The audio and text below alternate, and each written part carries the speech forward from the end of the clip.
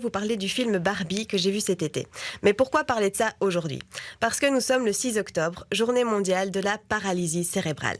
Et que mon cerveau, à moi, il a bugué quand j'ai vu ce film. Bon, déjà, j'ai pas compris le délire de s'habiller comme Barbie pour aller voir le film.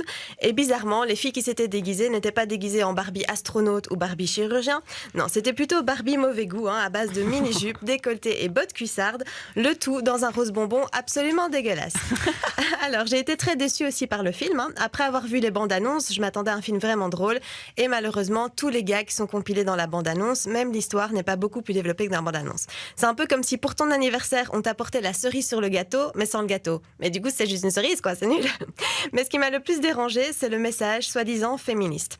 Pour vous expliquer en 2 secondes, dans le monde de Barbie, les Ken n'ont pas beaucoup d'importance. Et en particulier, le Ken principal joué par Ryan Gosling n'attend qu'une chose dans sa vie, être remarqué par Barbie et carrément neuneux sur les bords.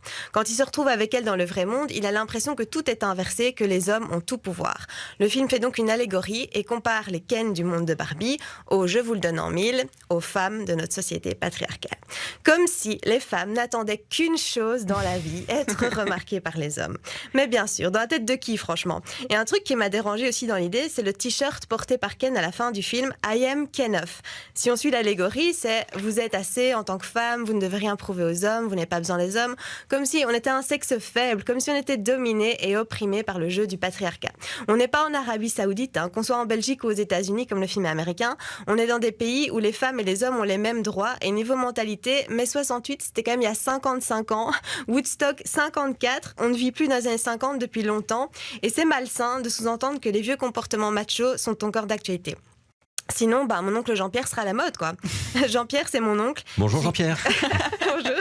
Qui à Noël, juste après ma séparation avec mon ex, me fait devant toute la famille. Et cocotte, faudrait quand même y penser, tic-tac, tic-tac, tout en me mimant de manière franchement peu subtile un ventre rond. T'as juste envie de lui répondre, et tonton, l'assurance obsèque. Oui, mais faudrait quand même y penser, tic-tac, tic-tac. Finalement, c'est ce genre de film qui normalise le machisme et qui lui donne une place qu'il ne devrait pas avoir. Et d'opposer à ce point les hommes et les femmes, n'est-ce pas sexiste finalement? Il y a des femmes fans de foot, de voitures et d'Elon Musk, bah oui, pourquoi pas. Pour être une femme, il faudrait forcément être belle, mince, cruche, peu ambitieuse et en béatitude devant la jante masculine? Non, moi je suis pas d'accord. La neuneuitude n'est pas réservée aux femmes. Prenez mon mec par exemple. Un exemple pris totalement au hasard. Il ne sait pas faire une omelette sans cramer systématiquement la poêle. Voilà l'omelette. Bon, je critique la cuisine de mon homme, mais en réalité ça m'arrange bien parce que ça a l'air tellement dégueulasse que ça me coupe l'appétit et pour mon régime c'est top. Et là je risque de me faire attaquer parce que je parle de féminisme et je dis que je suis au régime. Mais on a le droit de vouloir être belle, de faire des efforts et d'être fier de soi. Bon, pour l'instant les résultats sont pas ouf, mais c'est l'intention qui compte, non?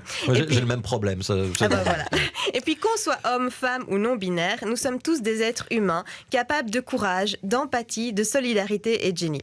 Et de cuire une omelette. Enfin, presque tous. Ces qualités ne sont pas l'apanage d'un genre et on devrait tous vouloir y tendre. Merci de m'avoir écouté et surtout, continuez à nous suivre sur BX1, c'est important. À très vite.